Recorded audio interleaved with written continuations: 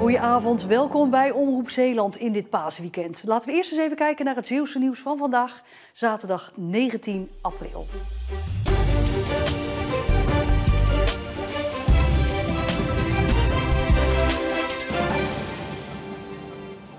Tijdens het 75-jarig jubileum van de Zeeuwse Ringrijdersvereniging was dit geluid niet te horen. Het feestje werd namelijk gevierd met een fietstocht langs de Walcherse dorpen, waar bij iedere tussenstop iets te doen was. Bij het ene krijg je een ijsje, de andere heeft een hamburger en een jeu de boel. Allerlei leuke dingen tijdens het fietsen. Zo'n 800 leden stapten op vandaag. Een van de eerste stops, klootschieten in Koudekerke. Oh, is dit klootschieten? Oh, geen idee. Ja, nou ja, oké. Ja, heb ik dat ook een keer gedaan. Waar het vandaag met name om draaide was de gezelligheid. Nee, bij de voetbal zeggen ze dan de derde helft, maar bij het ringrijden is dat gewoon op de dag zelf gewoon leuk. Ja, ik bedoel, het moet ook een beetje een leuke dag wezen. Ja. Het 75-jarig jubileum wordt ook de rest van het jaar nog gevierd met als kers op de taart een groot feest op 15 november. En voor wie niet kan wachten totdat het ringrijden weer van start gaat, hun eerste wedstrijd is al op 3 mei. Eén lammetje maakt nog geen lente, maar een stal vol toch wel. Een heleboel kleine en grote bezoekers kwamen vandaag helemaal in de lentesferen in Schoondijken, waar de deuren naar de lammetjesstal open werden gezet. Wat kom je hier doen vandaag? Naar de lammetjes kijken. En hoe voelt dat dan om zo'n lammetje te aaien? Zacht. Bijna net zo zacht als een teddybeer. Jij komt wel heel dichtbij, vind je dat niet spannend? Nee. De eigenaren van de boerderij organiseren de lammetjesdagen al jaren. En dat zijn ze nog lang niet beu. Het blijft maar leuk.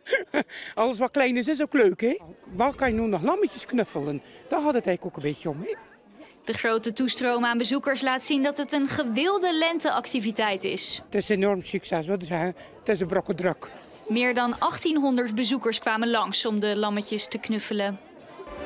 Bij het Leger des Heils Walcheren is het mogelijk voor mensen die daar behoefte aan hebben om eens per maand samen te eten. Samen dat verbindt. Je doet kennissen op of hernieuwde kennis doe je op. En ondertussen lekker eten. Het geloof speelt natuurlijk een rol, maar is niet het doel van deze activiteit. We zijn een christelijke organisatie, we zijn een kerkgenootschap.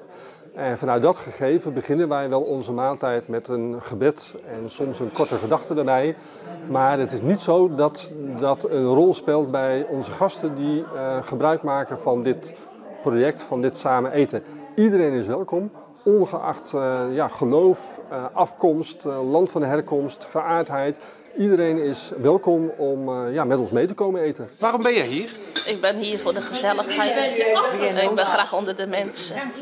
En ik vind de kerkgemeenschap ook goed. De maaltijden worden bereid door een aantal vrijwilligers. Vrijwilligers uit onze geloofsgemeenschap, maar ook vrijwilligers van buiten onze geloofschap. Die met ons in contact gekomen zijn en die zeggen van joh, ik zou wel graag iets voor anderen willen betekenen. En kan dat eventueel bij jullie? En ja, dat kan bij ons. En de deelnemers konden dit keer genieten van een heerlijk 3-gangenmenu. Het is een lentesoep, rijst met kippenragout en een lekker toetje toe. En uiteraard daarna nog koffie met thee. In de derde divisie is Hoek op bezoek bij FC Lisse. Dit is een missertje van de keeper van Hoek, Finn Murre. Maar de thuisploeg kan daar gelukkig voor de ploeg van trainer Gerard de Nooijer niet van profiteren. Want hier heeft Murre de bal wel klemvast. Hoek staat op de ranglijst 5 punten voor op blauw-geel 38 en wil die voorsprong natuurlijk graag houden. En dan moet er hier in Lisse gewonnen worden. Dit is een prachtige combinatie met een grote kans voor Kevin Hebbelink.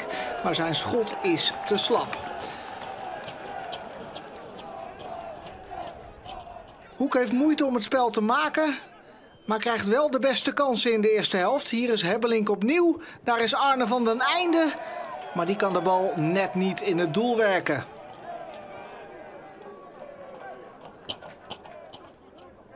Ruststand 0-0. Dit is de tweede helft. Jarno Lyon. Die kan die bal net niet drukken. En zo komt Hoek niet tot scoren. Maar heeft het van FC Lisse eigenlijk ook niet echt veel te duchten.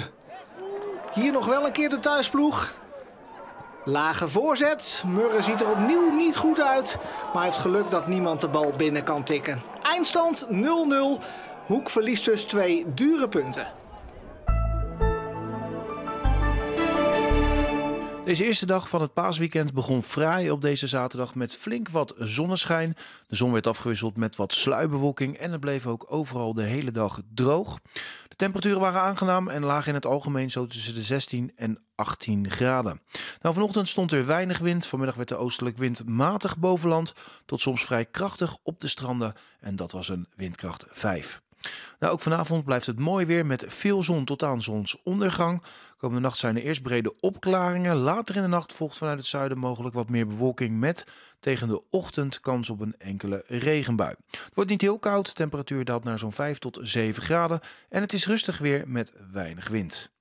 Nou, morgen op eerste paasdag is er wat meer bewolking, neemt de kans op een regenbui toe. Op veel plaatsen lijkt het echter nog wel droog te blijven morgen met de zon er nog af en toe bij. En de temperaturen blijven aangenaam zo tussen de 16 en 18 graden. Er staat er morgen overal weinig wind. Nou, tweede paasdag op maandag ziet er dan toch wel anders uit. Er vallen meerdere buien, misschien wel met onweer.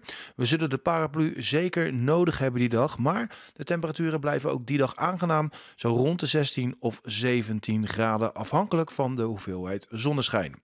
Nou, na de paasdagen zakt de temperatuur terug naar zo'n 15 tot 17 graden. Met soms een bui, maar ook geregeld de zon.